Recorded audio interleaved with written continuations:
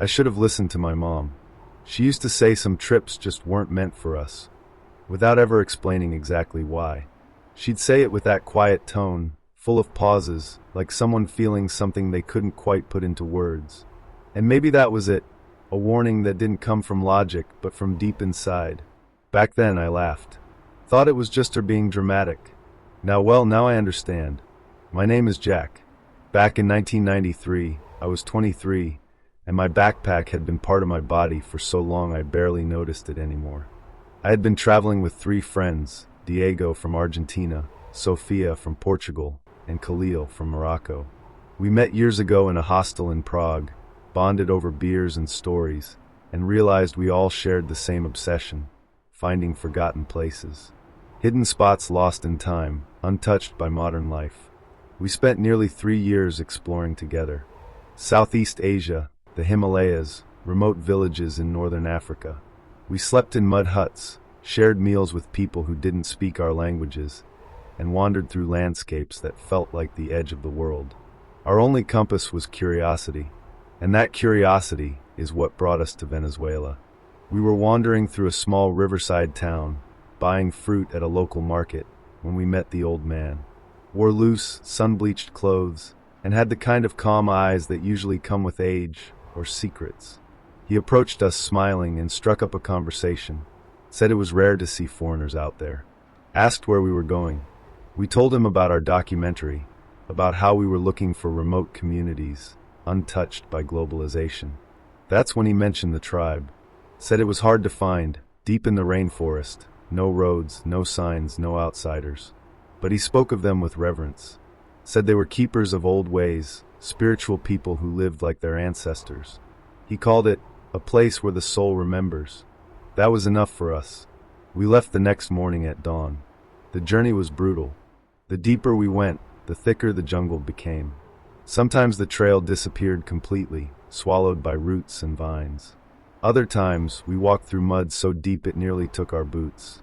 The air was heavy, filled with the sounds of unseen animals, and the deeper we went, the more it felt like the world we knew was slipping away. And today I'm going to tell you what I saw over there. But before we get started, just make sure you're already subscribed to the channel, because I'll be sharing stories like this every week. But getting back, we arrived just before sunset. A thin fog hung close to the forest floor. The air wasn't foul, just ancient, like stepping into a place where time didn't flow the same. There was a weathered wooden sign nailed between 2 trees, hand-carved in Spanish. Bienvenidos a la tribu de los eternos, donde la carne se vuelve eterna. Welcome to the tribe of the eternal ones, where the flesh becomes eternal. We all stared at it. Sofia took a photo. Diego made a joke about eternal barbecue. Khalil stayed quiet. The village, or what passed for one, was small. A handful of huts made from clay and palm leaves. Smoke curled up from a few fires. Chickens roamed free in the dirt. Children played with handmade dolls crafted from sticks and cloth. But what really struck us was the silence. Not an awkward silence, more like a chosen quiet, as if speaking too loud would wake something best left asleep. A woman greeted us at the edge of the village, thin, with skin like bark and eyes that had seen decades. She introduced herself as Yara. Somehow, she already knew how many we were. She led us to a long wooden structure with 3 sleeping mats and a massive table in the center. "Your rooms are ready," she said. We didn't ask how she knew we were coming. That night, we ate inside. They served us a stew, thick, spicy, full of root vegetables and shredded meat. We asked what kind of meat it was. A young man smiled and said, "It's from the land." We didn't push. During dinner, villagers entered the room. Not to eat, just to watch. They sat around us in silence, as if the act of us eating was part of something ceremonial. It unsettled me, but no one else seemed to notice. On the far wall, there was a painting, primitive, made with what looked like natural dyes. It showed a tall figure with open arms, surrounded by people kneeling in a circle. Below it, written in dark ink, "Consume and be saved." That night, I barely slept. I dreamt of footsteps, of wind moving inside the room, though the windows were shut tight. But I told myself it was just exhaustion. 3 years on the road had taught me to sleep through anything. The next morning, we asked if we could film the village. Yara smiled gently. Of course, she said. But first, you must speak with Cleomar. Who's Cleomar? Diego asked. The one who speaks to the ancients, she said. He will come when the time is right. That afternoon, we were invited to a ceremony. They called it the Banquet of the Ancients. Said it was a rare celebration, only held when certain signs aligned. We were to be the first outsiders to witness it. Sophia was thrilled. Diego too. I hesitated. Something didn't feel right. Maybe it was the way they looked at us. Like our arrival hadn't been a coincidence. Like they'd been waiting. At the designated hour, we followed the villagers to the plaza. The sky was turning gray. Next to the gathering area was a wooden structure, sealed shut with thick woven bars and a heavy handmade lock. No one told us what was inside, and that's how it began. We thought we were discovering a rare tradition, but really, we were stepping into a place where the old ways still had teeth. The next morning, we woke to the smell of smoke. Not smoke from a wildfire, it was more like incense. Thicker, heavier. It came from the center of the village, where people had apparently been working since dawn. Everyone moved with purpose, like they had rehearsed this 100 times. The whole place felt different, like the air itself was getting ready for something sacred.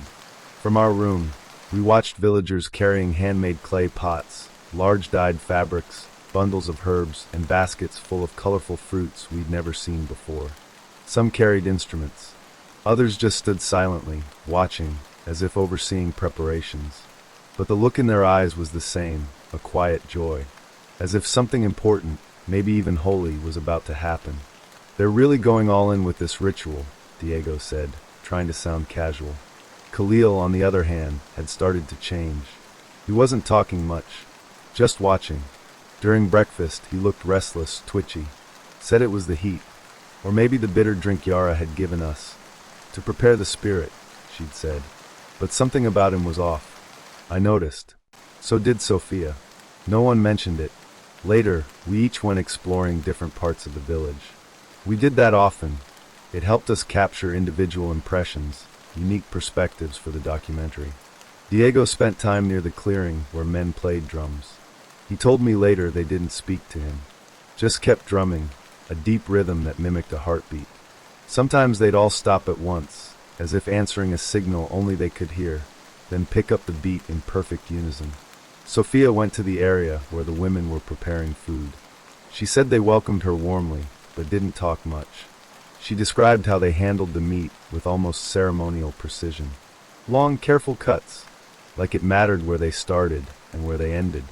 She watched as they ground roots into powders, soaked leaves in dark broths, and filled hand-carved bowls with spices that smelled sweet and spicy at the same time. Khalil climbed to the highest part of the settlement, where there was a small stone altar draped in red cloths. He didn't stay long. When he came back, he was even quieter than before. I walked to the edge of the temple. There were children sweeping the earth with dry branches, not like they were cleaning dirt, but like they were clearing away presents. Elders sharpened blades while murmuring prayers I didn't understand. But the thing that struck me the most? Happiness. Not loud joy. Not celebration. Something gentler. Something deeper. Like the peace of someone about to receive a blessing. In that moment, it all felt like part of something larger. A purpose. Something that gave life in this place meaning. It was as if the arrival of outsiders was rare, and cause for celebration. Later, Yara explained, we don't always have the good fortune to celebrate the banquet of the ancients with all the signs aligned. This year, the blessing is complete. That's when I realized, the ritual wasn't the reason for the celebration. What came before it was, by sundown, we were invited to join the gathering. The table in the center of the clearing was huge, surrounded by green leaves, hand-painted ceramics, and long benches set out with eerie precision, as if they'd known exactly how many would sit. There were pots filled with cooked roots, thick stews, pieces of meat wrapped in leaves, and fruits that glistened like wax. Everything looked like it had been prepared with devotion, with care, with time. One by one, the villagers approached in silence, their faces calm, their eyes bright, not because of us, because of something larger, something we didn't understand. And then he appeared, Cleomar. We didn't know what to expect, but certainly not this. He was young, no older than 40, wore a white tunic stained around the edges, hair tied back, a thin beard, eyes impossibly dark. He moved with calm, restrained power, and yet it felt like he owned the space. As he entered, the drumming stopped. Every head bowed. Not a word was spoken. He looked at us, then said in a low but clear voice, "We welcome you with joy. The flesh has arrived." And with it memory. The villagers all responded together. Memory lives in the flesh. We didn't know what it meant. A metaphor? A poetic greeting? Sophia smiled. Diego too. Khalil didn't. Cleomar gestured toward the table. The meal is sacred. And necessary. We nodded. Saturday.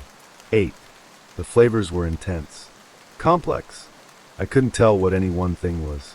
But everything tasted like it had been prepared with reverence, as if each bite carried some part of this place's soul. The villagers didn't eat until we had. And when they did, they chewed slowly, silently, staring straight ahead, like the act of eating was a ritual that demanded obedience. I kept telling myself it was just a cultural tradition, something different, something pure. But the silence got heavier. Then the drumming started again, faster this time, deeper, like it was beating inside my chest. At the end of the banquet, Cleomar stood. He opened his arms wide. The cycle has begun. The villagers responded as one. The cycle has begun. And in that moment, I didn't feel fear.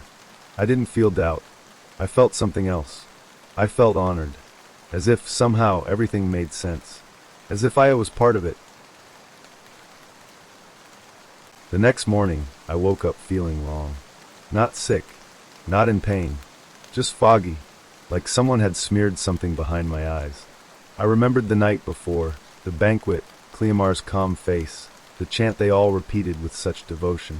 But now those memories felt muted, like they were missing pieces. I sat up slowly. Sophia was already awake, sitting on the edge of her mat, staring out the window.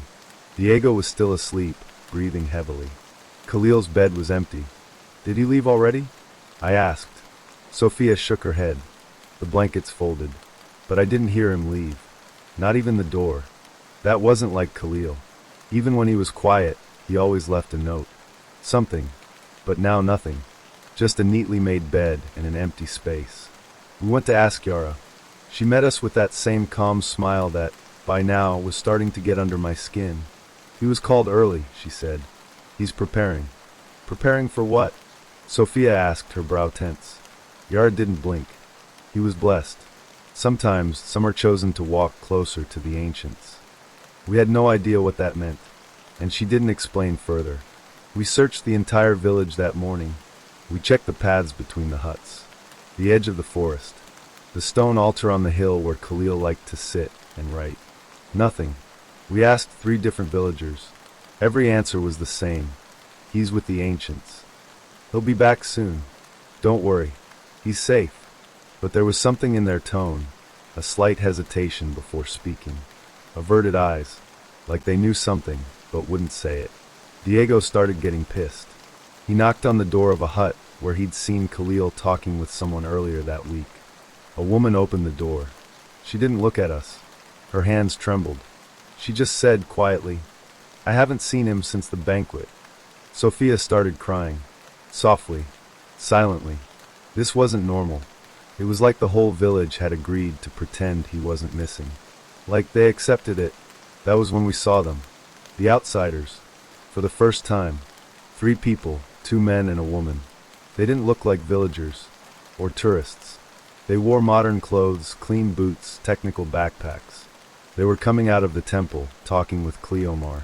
When they saw us, they said nothing. The woman gave a slight nod.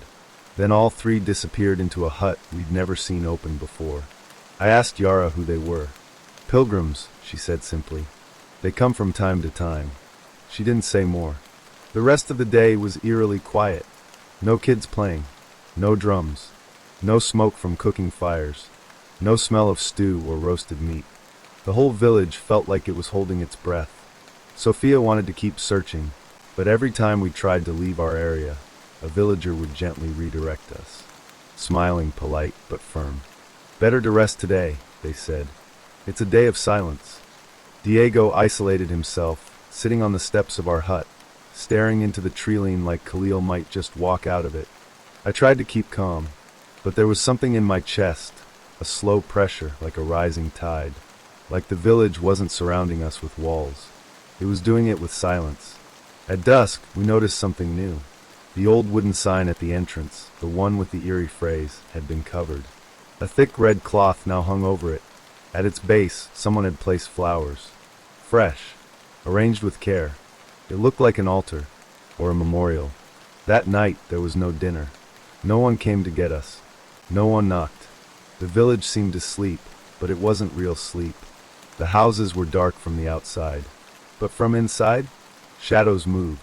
A candle lit here, a figure passing there. All of it quiet, too quiet. From our window, we saw the same three outsiders again. They were carrying something, packages, small wooden boxes. One of them entered the temple. Another walked into Yara's house. The third, he stood still, staring straight at our window. He didn't move for several seconds. Then he turned around and left. We went to bed without saying a word. The air felt heavier than ever.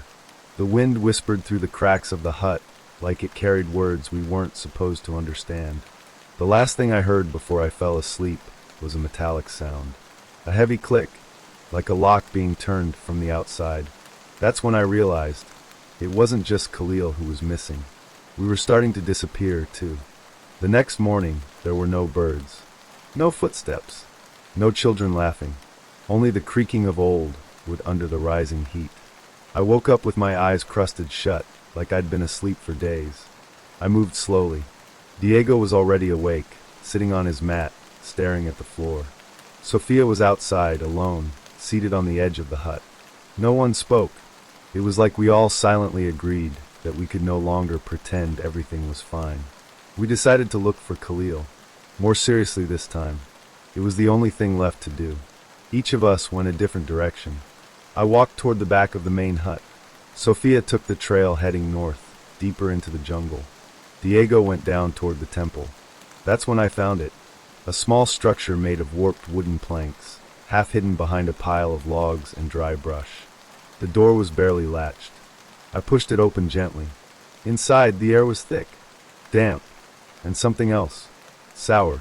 In the corner, under a dirty sheet, were all of Khalil's things. His backpack, his folded clothes, his water bottle, his boots, even his notebook, the one he used for notes and sketches for our documentary. This wasn't someone forgetting their belongings. This was forced. Abandonment. I ran back. We regrouped in front of our hut. I told them everything. Sophia covered her mouth. Diego went silent, eyes narrowing. Then he said he was going to the temple. Alone. We didn't stop him. He came back about 30 minutes later. Pale. In his hands, he held a weathered leather folder, stained with soot. He sat down in the back of the hut, opened it, and spread the contents before us. Old papers, handwritten notes, documents in a language we didn't understand, blurry photographs. But some things were too clear. Rituals. They were detailed, catalogued, preserved like scripture. One showed drawings of children being buried alongside the elderly, offerings so that the dead wouldn't cross into the afterlife alone. Another described the sacrifice of newborns born with deformities. Impure flesh returns to the earth, one trembling caption read. But the most disturbing part was the central ritual. They ate human flesh, at feasts, during prayers, as a form of connection. Pages and pages explained how to prepare it, marinate, boil, smoke. Which body parts held the most wisdom. The belief that the soul of an outsider held sacred memories, and that consuming them allowed those memories to live on. But there was a line that chilled me deeper than anything else. The organs must be delivered to those who know what to do with them. That was the moment everything clicked. The outsiders, the restrained smiles, the surgical precision in the cooking, the reverence.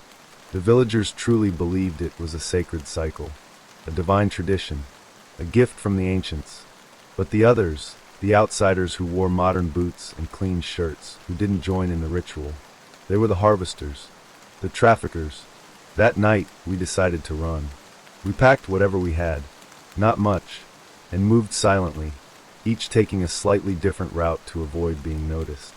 But when we reached the outer path of the village, everything was blocked. The old trails were now barricaded with wooden fences we hadn't seen before. The huts were sealed from the inside. No lights, no sounds, but shadows moved, eyes watched, from the jungle, from the houses, from places we couldn't quite see. It was them, the outsiders, the same three, but now they were guarding. No one shouted, no one moved to stop us, but we felt them. We felt the weight of their gaze on our skin. And it was in that moment I realized, to get out of there, we didn't need courage. We needed a miracle. That night, we pretended to be calm. After everything we'd discovered, after seeing the outsiders watching us from the shadows, the only thing we could do was act like we still believed there was a way out. We ate in silence, said goodnight to Yara with forced smiles, and each of us returned to our sleeping mats, just like we always had. But the silence inside that hut felt different now. Thicker, like something was waiting to happen, holding its breath. Sometime past midnight, I woke to a sound. Footsteps, a door creaking, wood moving slowly. I got up and walked down the corridor. The air was heavy. The hut was dark. Diego's curtain was half open. "Diego?" I called. No response. I stepped inside. Empty bed. I waited until morning. Knocked on Sophia's door. She was already awake, eyes wide, breathing shallow. "Did you hear him leave?" I asked. She shook her head, trembling. "I dreamt of screams," she said. "But I thought it was just my head." We ran. We didn't think, just ran out. And that's when we saw them. The three outsiders, coming out from the side of the temple, carrying small, dark wooden crates. Heavy. One of them wiped his hands on a white cloth, now soaked in something red. My heart froze. We bolted toward the only place in the village we had never been allowed to enter, the wooden shack with the heavy lock. But that night, by luck or mistake, it was unlocked. We went in, and the smell hit us like a slap. Blood, iron, raw flesh, incense. Light filtered through cracks in the wood, casting long shadows over something I wish I could forget. Diego's body, laid out on a table, naked, chest split open, ribs sawn apart, organs missing, eyes wide open, mouth barely parted, like he'd tried to speak one last time. Next to him, metal basins filled with ice, surgical tubes, gloves, instruments, a cloth covered in hand-drawn religious symbols. Sophia dropped to her knees. I couldn't breathe. That was the moment everything made sense. The ritual was real, but so was the trafficking. The villagers, they believed. They followed their faith, their sacred traditions. But the outsiders, they harvested. They used that devotion as cover for something far worse. We ran again. We didn't know where to go, but we knew who we had to confront. Cleomar. We found him kneeling in the temple, hands clasped, eyes closed in prayer.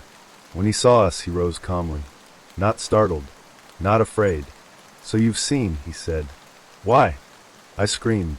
"Why are they doing this?" He sighed. "Because the flesh is sacred. But the organs know. They carry reason, desire, doubt. They are impure. We do not touch them. We give them to those who know what to do." "You made a deal?" Sophia whispered. Cleomar nodded. "Centuries ago, our ancestors understood that the body is not whole. Some parts nourish the soul. Others nourish the world. Our faith is fed by the flesh that arrives. The world outside is fed with what remains." "That's murder," I shouted. "That's faith," he replied. "It is tradition." He paused. "And you are the offerings." We ran again, out through the temple doors. But it was too late. The villagers were already there, standing side by side, forming a circle. Children, elders, women with tears in their eyes, each holding a torch, not angry, reverent. Cleomar stepped out behind us, arms wide open. "Let the banquet of gratitude begin." And that's when I knew. We were never guests here. We had always been the offering. There was nowhere left to run. We stood in the center of the village, surrounded by people who didn't shout, didn't threaten, didn't carry knives or clubs. They just waited, as if they were in front of a living altar. as if we were sacred. Cleomar walked slowly ahead of us. His voice was low, steady, like he was reciting a forgotten prayer. The children scattered dried leaves on the ground, forming a path to the square. A ring of fire was lit around us, and instead of running, we stopped. Sophia trembled, but she didn't cry. Her eyes were dry now, and somewhere between fear and surrender, there was something deeper, grief. A grief that felt like something had already been taken from us before we were even gone. They tied us up with cloth, not ropes. Cloth like a blanket, like care, like reverence. They led us to the table, the same one we had eaten at on our first night. The one we thought was rustic, beautiful, authentic. Now it looked like something else. A coffin laid flat, ready to swallow us whole. They laid us down with care, firm but gentle hands. Yara approached me. She touched my forehead, made a symbol with her finger, and whispered, "You will live forever." I heard drums, faint at first, then louder, and then nothing. When I woke up, I was in a hospital. White lights above me, blinding, a tube in my arm, something beeping softly on my chest. I felt weak, like I had slept for months. The door opened. A nurse walked in. Before she could speak, I asked, "Where am I?" She took a deep breath and said calmly, "You're the survivor.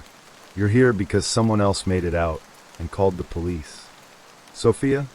I asked, even though I already knew. She looked down, then met my eyes. "No, it was Beto. I went cold, but he vanished. He escaped the same night he disappeared," she said. "He got lost in the jungle, hid from the traffickers who were hunting him. But he made it to the road and found help." "And Sophia?" I asked, barely above a whisper. She hesitated, then answered, "Same fate as Diego." Later, I learned how they found me. I was buried up to my neck near the village, unconscious, drugged with something strong. The investigators said the goal was to tenderize the meat, to soften it, prepare it, like some hunters do with game. But they kept me alive longer. Diego's flesh was still fresh, and to them, flesh was sacred. It couldn't be wasted. They kept me, preserved me, for the next sacrifice. But the police came first. The organ traffickers were arrested. They were part of an international network. Some had been wanted for years. Among them, Cleomar. He wasn't a priest, not even a local. He came in with the traffickers, just another outsider. But after taking part in the ritual, after tasting the flesh, something changed. He became addicted, and then he became believed. He used their faith, their isolation, their fear. He convinced them that he was the divine voice, that the cycle depended on him. And it worked. The tribe followed, but the authorities couldn't do much to the villagers. They were believers, followers of an ancient faith, completely cut off from the outside world. To them, it was religion, and the law doesn't touch belief. The area was sealed off, paths erased, maps updated. That place no longer exists. Officially, I saw Beto weeks later, unrecognizable, thinner, hollow-eyed, but still Beto. We hugged like brothers at a funeral, one where no body was ever recovered. We talked for hours, and when he told me how he got out, I almost wished I hadn't asked. He had run that same night, made it to the forest's edge, but the traffickers chased him for days. He slept beneath roots, drank water from leaves, hid in holes like a scared animal, until he found a path, then a road, then help. It was hell, and he survived, but not in one piece. "I still hear them, he said. The drums. Sometimes in my own heartbeat. I didn't know what to say, because I heard them too. Today I live far away. New name. No photos. No social media. No life, really. But I had to write this down, because someone needs to know. The tribe exists. It's still there, hiding in the shadows of a faith no one dares to question. And if one day you find yourself on a dirt road, and a smiling old man offers to show you a beautiful trail, with simple huts and warm people who seem too kind to be real, turn around. Go back. Don't keep walking. I decided to share this now, because I've seen how many people are traveling again. More and more young adventurers looking for remote places, unaware of what might be waiting at the end of the path. I felt it in my chest. I had to warn you, because they still believe, and the others still profit. And me, ever since I ate in that village, I've never felt hunger the same way again. If you made it this far, let me know in the comments. Also, tell me if you've ever heard of anything similar happening in remote cities or tribes around the world. Thanks for watching, and see you in the next video.